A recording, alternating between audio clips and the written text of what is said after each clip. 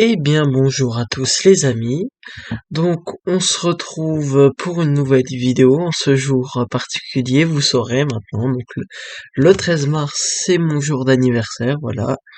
Donc, je voulais vous remercier déjà par un premier temps pour les 27 abonnés. Alors, ça peut paraître pas beaucoup, mais la chaîne fait des vues. Les shorts sur YouTube marchent super bien au niveau de la musique, donc c'est super cool. Mon débrief a fait 120 vues. Donc je tenais à vous remercier pour ça. Donc voilà. Aujourd'hui on va se retrouver pour un nouveau concept que j'avais envie d'essayer. Euh, donc ça va s'appeler la revue de presse du sport entre guillemets. Euh, donc voilà, c'est un concept que j'aimerais bien essayer sur la chaîne.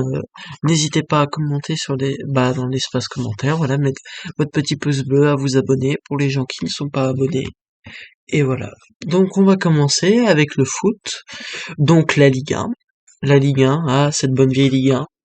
Donc eh bien pour parler de mon club, le Paris Saint-Germain s'est difficilement imposé face au 16e de Ligue 1 Brest un petit match avec une petite victoire 2-1 à l'extérieur. On la mérite pas forcément, Brest méritait le point du match nul, mais bon. Voilà, Kylian Mbappé nous a encore sauvés sur un magnifique caviar de Messi. Au niveau du podium, la bataille continue. L'OM échoue face à Strasbourg. Ils avaient les clés en main, et puis ils font 2-2, ils font match nul. Donc le PSG a maintenant 66 points, 10 points d'avance sur le Marseille qui en compte 56 au niveau de la bataille pour l'Europe.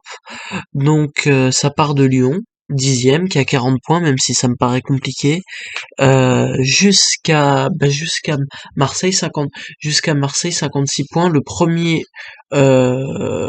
qui est potentiellement qualifiable en Europe, c'est Rennes, avec 47 points. Rennes, Monaco, Lens qui se battent pour le podium avec Marseille. Nice, Lille, Lorient, Reims et Lyon sont les clubs invités pour la bataille à l'Europe, mais pas au podium, ça me paraît compliqué. Une belle équipe de Reims qui reste sur 5 matchs en défaite en Ligue 1, ce qui est plutôt pas mal. Donc 4 victoires et un match nul, et une belle équipe de Lorient aussi qui peut continuer à croire au podium. Donc voilà pour le foot. Encore. Et puis il y a aussi un petit point sur les relégables. Donc Angers, ça veut toujours pas. Ça veut toujours pas pour Angers, 10 points. Et la bataille pour le maintien s'étend jusqu'à Nantes, 14e. 20 points pour Troyes, 21 pour Ajaccio, 23 pour Auxerre, 23 pour Brest, 23 pour Strasbourg et 29 pour Nantes. Donc voilà pour ce qui est de la Ligue 1. Ensuite, le vélo, Paris-Nice. Paris-Nice, donc la course au soleil. Donc on a eu le droit à une magnifique bataille pour cette semaine de course. Donc nous avons Tadej Pogačar qui, sans surprise, a dominé de la tête et des épaules ce Paris-Nice. Mais franchement, belle bataille. David Gaudu, surprenant deuxième. Alors on le savait, il a fini 4e du Tour de France. On savait qu'il avait un très bon niveau, mais on ne pensait pas qu'il allait s'élever à un si beau niveau. Il a attaqué Pogačar, il a osé, malheureusement sur la dernière étape, il n'a pas pu suivre Pogačar qui allait remporter 3 victoires d'étape, le maillot blanc de meilleur jeune, le maillot vert euh, du classement par points et le maillot jaune. Donc belle victoire de Pogačar, mais David Gaudu est dans le crew, et Jonas Vingegaard, décevant troisième, qui n'a pas su se mêler, qui est à la bataille pour la victoire finale, qui était en dessous. Il était en dessous, Jonas Vingegaard. On peut noter aussi la présence de deux autres Français dans le top 10. Romain Bardet, 7e à 3 minutes 19, et Pavel Sivakov, 9e à 4 minutes 5. Voilà, donc ce fut un très beau, très beau Paris-Nice. Vraiment, c'était sympa à suivre. Alors on peut aller aussi En Italie, Tirreno Adriatico, donc cyclisme italien, c'est Primož Roglic qui s'est imposé sans aucune réelle concurrence, sans aucune réelle opposition. Primož Roglic qui s'impose facilement avec 3 victoires d'étape également, comme Pogačar. Donc voilà pour le point vélo. Passons maintenant au rugby, au tournoi destination. Oh là là, qu'est-ce qu'on s'est régalé! Qu'est-ce qu'on s'est régalé pour ce tournoi destination!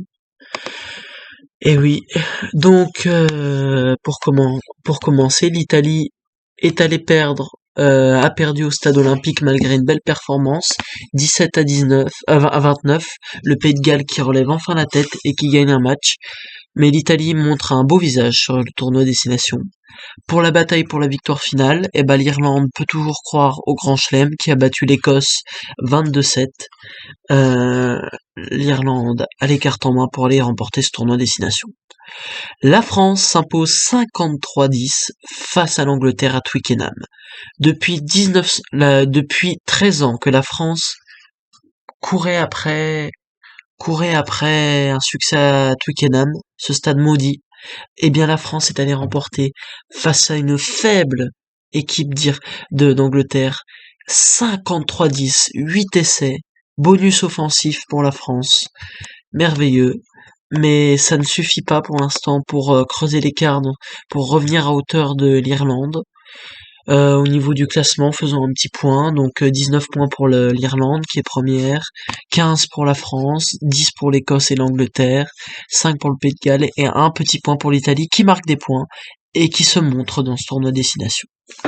Donc voilà, donc les prochains matchs à suivre la semaine, nous avons un Écosse-Italie samedi à 13h30, l'Écosse qui joue pour le podium de ce tournoi, la France qui devrait logiquement s'imposer face au Pays de Galles et l'Irlande qui va jouer contre l'Angleterre à l'Aviva Stadium en Irlande.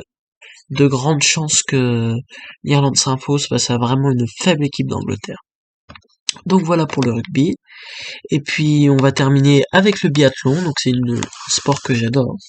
Donc pas de Johannes Beu, Covid, pas de Quentin Fillon-Maillet, Covid, mais le retour de Sturla Lagrade chez les garçons. Donc sur l'individuel, la course de 20 km, c'est Bénédicte Doll qui allait s'imposer, un surprenant Bénédicte Doll qui allait s'imposer lors de cette course. Bravo, une belle performance. Et puis sur la Mastart, sur la Mastart, c'est Vetle Christiansen qui s'est imposé et Eric Perrault, notre Français, qui allait se chercher un magnifique podium, une 3e place, premier podium en carrière. Il relève le niveau en biathlon masculin parce que vraiment chez les hommes c'est pas tellement ça. Et puis au niveau des femmes, le relais masculin a échoué aussi également, n'a pas été sur le podium, il me semble. Le relais masculin n'a pas réussi à se mettre sur le podium de ce relais. Et au niveau des femmes, alors c'est beaucoup plus intéressant. C'est beaucoup plus intéressant au niveau du biathlon. Donc Julia Simon, la française qui est en tête, concrétise son avance. Elle possède 1003 points. Elle a 140 points d'avance sur Dorothea Virer, l'italienne. Elle devrait, en toute logique, remporter le classement général, ce qui n'était pas arrivé depuis Marie Dorin-Habert, il me semble. Je vais chercher, mais il me semble que c'est bien depuis Marie Dorin-Habert. Si je me suis trompé, je mettrai dans les commentaires. Donc Julia Simon qui a fait podium sur la Mastart, ainsi que Lou Jean Monod, deuxième, qui concrétise sa belle saison. Bravo, donc et elle a échoué aussi Julia Simon sur l'individuel au pied du podium et sur la Mastart 2 et 3, belle performance et la victoire, il me semble, de Dorothea Virer sur la Mastart. Et sur l'individuel, elle fait le doublé individuel Mastart. Donc voilà pour cette petite revue, n'hésitez pas à liker, vous abonner. C'est un format que j'apprécierais de refaire, donc n'hésitez pas à dire dans les commentaires si ça vous a plu. Je vous souhaite une agréable soirée, une bonne semaine à vous, et puis on se revoit lundi pour la prochaine revue de